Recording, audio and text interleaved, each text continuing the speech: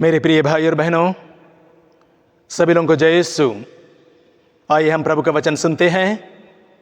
प्रभु इन वचन के माध्यम से आपसे और आपके परिवार से जो कुछ कहना चाहता है, आइए हम सुने। जो संत मत्ती के सुसमाचार से अध्याय 23 और वचन संख्या 27 से लेकर 32 तक लिया गया है। आइए हम वचन सुनते हैं। ढोंगी शास्त्रियों और फरीसियों, धिक्कार तुम लोगों को! तुम पुती हुई कब्रों के समान हो, जो बाहर से तो सुंदर दिख पड़ती है, किंतु भीतर से मुर्दों की हड्डियों और हर तरह की गंदगी से भरी पड़ी हो। इसी तरह तुम भी बाहर से लोगों को धार्मिक दिख पड़ते हो, किंतु भीतर से तुम पाखंड और अधर्म से भरे हुए हो। ढोंगी शास्त्रियों और फरीसियों, धिक्कार तुम लोगों को! तुम नबियों के मकबरे बनवाकर और धर्मात्माओं के स्मारक बनाकर कहते हो, यदि हम अपने पुरखों के समय जीवित होते तो हम नबियों की हत्या करने में उनका साथ नहीं देते।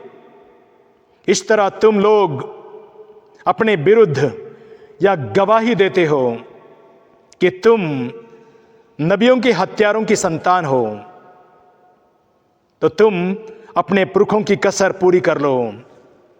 Hallelujah, hallelujah. आइए हम छोटा सा गीत गाते हैं। प्रभु तेरी हो वंदना, प्रभु तेरी आराधना, प्रभु तेरी हो वंदना, प्रभु तेरी आराधना। तू ही मेरा जीवन है, तू ही मेरी मुक्ति है, तू ही मेरा जीवन है, तू ही मेरी मुक्ति है। प्रभु तेरी हो वंदना, प्रभु तेरी आराधना, प्रभु तेरी हो वंदना, प्रभु तेरी आराधना। मेरे प्रिय भाई और बहनों, हम लोग आज के सुसमाचार में देखते हैं जहां प्रभु यीशु संत मत्ती के सुसमाचार अध्याय 23 में शास्त्री और फरीसियों पर बहुत ही कड़ी और तीखी तंच कसते हुए उनकी आलोचना करते हैं। जब हम संत मत्ती के सुसमाचार अध्याय 23 पूरे चैप्टर को पढ़ेंगे तो प्रभु यीशु उन धर्म के ठेकेदारों और धर्म गुरुओं को उन्होंने उनकी बड़ी निंदा की है और उनकी भर्त्सना करते हुए उनको धिक्कारते हैं। हम लोग आज के सुसमाचार में जरूर पढ़ा है, लेकिन जब हम संत मत्ती के सुसमाचार को जब पढ़ेंगे शुरू से लेकर केवल सुसमाचार को अध्याय 23 को पढ़ेंगे, तब देखेंगे किस प्रकार प्रभु यीशु उन धर्म के ठेकेदारों को, उन धर्म के अगुओं को किस प्रकार उनकी निंदा करते हुए कहते हैं। हम लोग देखेंगे प्रभु यीशु कहते हैं, तुम लोगों पर बड़ी बड़ी बोझ लाद देते हो, किंतु तुम उसे उंगली से भी उठाना नहीं चाहते। जो लोग स्वर्गराज में प्रवेश करना चाहते हैं, तुम उन्हें रोक देते हो, तुम स्वयं प्रवेश नहीं करते, और जो प्रवेश करना चाहते हैं तुम उन्हें रोक देते हो। प्रभु यीशु ये भी कहते हैं, तुम अपने लिए एक चेला बनाने के लिए समुद्र, जल और थल लांघ जाते हो, और जब वह चेला बन जाता है तब तुम उसका जीवन अपने से 2 गुना नरकी बना देते हो। तुम दशमांश तो देते हो, हर चीज का दशमांश देते हो, लेकिन तुम न्याय, दया, ईमानदारी और संहिता के नियमों का उल्लंघन करते हो।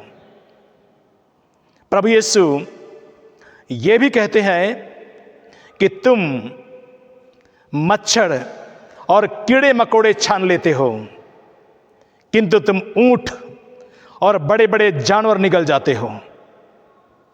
तुम पुती हुई कब्रों के समान हो, जो बाहर से तो सुंदर दिख पड़ती है, किंतु अंदर से हर तरह के गंदगी, मुर्दों की हड्डियों और कई प्रकार के बुराई से भरी पड़ी है। इस प्रकार प्रभु यीशु उस समय के धर्म के ठेकेदारों को, धर्म के अगुओं को, उन्होंने इस प्रकार उनकी आलोचना की, उनकी निंदा की, क्योंकि वे लोग प्रभु की आज्ञाओं का पालन नहीं करते थे, उनका तिरस्कार करते थे। वे प्रभु का नियम का पालन नहीं करते, वे अपने नियमों का पालन करते और ईश्वर के नियम को वे एक तरफ कर देते थे। इसीलिए संत मत्ती के सुसमाचार में अध्याय 7 में और वचन 27 से लेकर 21 से लेकर 24 तक में देखेंगे, जहां प्रभु यीशु कहता है, जो लोग मुझे प्रभु प्रभु कहकर पुकारते हैं वे सब के सब स्वर्गराज में प्रवेश नहीं करेंगे, बल्कि वही जो मेरे स्वर्गिक पिता की इच्छा पूरी करता है वही स्वर्गराज में प्रवेश करेगा। उस दिन बहुत से लोग मेरे पास आएंगे और कहेंगे, प्रभु क्या हम लोगों ने आपके नाम पर भविष्यवाणी नहीं की? क्या हम लोगों ने आपके नाम पर चिन्ह चमत्कार नहीं किए? क्या हम लोगों ने आपके नाम पर अवधूतों को नहीं निकाला? इतने बड़े बड़े चिन्ह चमत्कार होने के बाद में भी प्रभु यीशु कहता है, मैं तुम्हें नहीं जाना, कुकर्मियों मुझसे दूर हटो। देखिए प्रभु यीशु किस प्रकार उन धर्म के ठेकेदारों को, धर्म के उन धर्म गुरुओं को प्रभु यीशु इस प्रकार लताड़ते हैं, क्योंकि वे लोग दिखावे मात्र के लिए, बाहरी आडंबर के लिए, वे लोग दिखावे के लिए अपना धर्म का पालन करते हैं, लेकिन अंदर से हर प्रकार के गंदगी, पाप से, गुनाह से और कई प्रकार के गंदगी सोच विचार से भरे पड़े हुए हैं। Hallelujah, hallelujah. इसलिए आज के दिनों में जब प्रभु यीशु होते तो प्रभु यीशु जिस प्रकार उन्होंने कहा, धिक्कार तुम लोगों को शास्त्री और फरीसियों, आज यदि होते तो प्रभु यीशु कहते, धिक्कार उन सारे धर्म के ठेकेदारों को, धिक्कार उन सारे धर्म गुरुओं को जो लोगों के कंधों पर भारी बोझ लाद देते हैं, जो उन लोगों का रास्ता, स्वर्गराज का रास्ता बंद कर देते हैं, जो दशमांश देते हैं लेकिन उनका जीवन नरकी बना देते हैं, जो लोग चेला बनाने के लिए यहां से वहां जाते हैं लेकिन उनका जीवन नरकी बना देते हैं। यदि आज के जीवन में प्रभु यीशु आज होते तो हम जरूर धर्म के ठेकेदारों को और धर्म गुरुओं को उन पर तीखी तंज कसते हुए प्रभु यीशु जरूर कहता, क्योंकि ये लोग मूसा की गद्दी पर तो बैठे हैं, इनके पास पावर है, इनके पास अधिकार है, लेकिन ये लोग अपने अधिकार और पावर का दुरुपयोग करते हैं और उन सारे गरीब, अनाथ, विधवाओं का तिरस्कार करते हैं और उनका शोषण करते उन पर अन्याय करते, उन पर अत्याचार करते हैं। बड़े शर्म के साथ कभी कभी कहना भी पड़ता है कि हम लोग कभी कभी और अधिक स्मार्ट दिखने के लिए और अधिक सुंदर दिखने के लिए फेशियल करते हैं, ब्यूटी पार्लर में जाकर हम मेकअप करते हैं और सबसे अच्छे और महंगे कपड़े पहनते हैं और उस पर परफ्यूम लगाते हैं। लोगों का ध्यान आकर्षित करने के लिए हम सबसे दमदार जूता पहनते हैं। ये सब चीजें दिखाता है कि हम अपना बुलावा भूल गए हैं, क्योंकि प्रभु यीशु ने कहा था, जो हम संत मत्ती के सुसमाचार में अध्याय 16 में और वचन 24 में देखते हैं, जहां प्रभु यीशु कहते हैं, जो कोई मेरा अनुसरण करना चाहता है वह आत्म त्याग करे और अपना क्रूस उठाकर मेरा अनुसरण करे। आत्म त्याग करे। इसीलिए जो लोग इस प्रकार का जीवन, इस प्रकार का रवैया आकर्षित करने के लिए अपना जीवन, इस प्रकार का जीवन अपनाते हैं, वे लोग शरीर की वासना, आंखों का लोभ और धन संपत्ति के घमंड से भरे पड़े हुए हैं। वे लोग अपना बुलावा भूल गए हैं। इसलिए प्रभु यीशु उन धर्म गुरुओं को, उन धर्म के ठेकेदारों की आलोचना करते हुए कहते हैं, मेरे प्रिय भाई और बहनों, हम धर्म के ठेकेदार और धर्म के धर्म गुरुओं, हम लोग देखते हैं कि वे लोग संगमरमर के घरों में, आलीशान बंगला में और एयर कंडीशन कमरों में रहते हैं। लेकिन वे लोग उन जैसे लोगों को तुच्छ और बेकार समझते हैं, जिस प्रकार के लोग जैसे लाजरुस जैसे कंगाल और इस प्रकार का जीवन बिताने वाले, गरीबी में बदनसीब, गंदी नाली का कीड़ा समझने वाले इन लोगों को, जो उनके आंगन के फाटक पर एक एक दाने के लिए वे तरसते हैं, उन्हें वे तुच्छ और बेकार समझते हैं और उनको दरकिनार करते हैं। ऐसे बहुत सारे धर्म गुरु और धर्म के ठेकेदार हैं, जिनकी संपत्ति करोड़ों की है, उनके पास करोड़ों की संपत्ति है, वे चमचमाती कारों में घूमते हैं, लेकिन बड़े दुख के साथ कहना पड़ता है कि इतनी सारी संपत्ति होने के बावजूद वे लोग उन तमाम गरीब और झुग्गी बस्ती में रहने वाले उन लोगों का घर जला देते हैं, उनका जीवन उजाड़ देते हैं।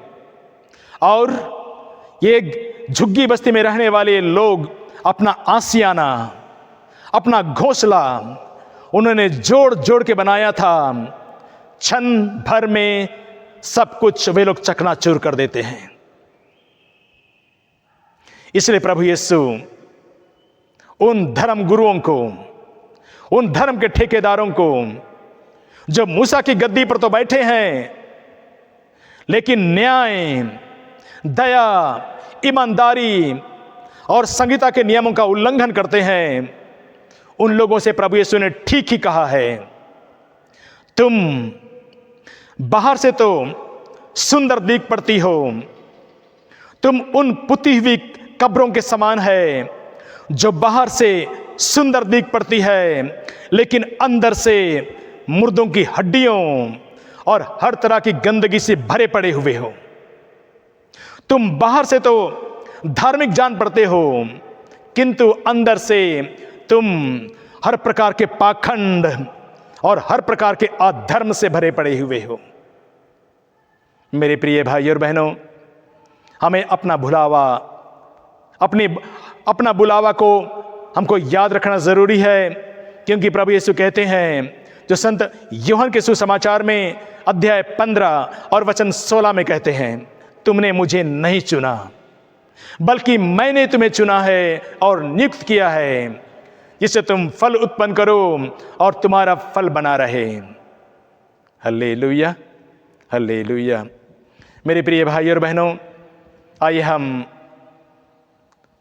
उन सारे धर्म गुरुओं को, उन सारे धर्म के ठेकेदारों को जो बड़ी ईमानदारी से प्रभु के पीछे चल रहे हैं, हम उनके लिए उनके जीवन को प्रभु के चरणों में समर्पित करें ताकि उनका जीवन और भी अधिक मूल्यवान बने।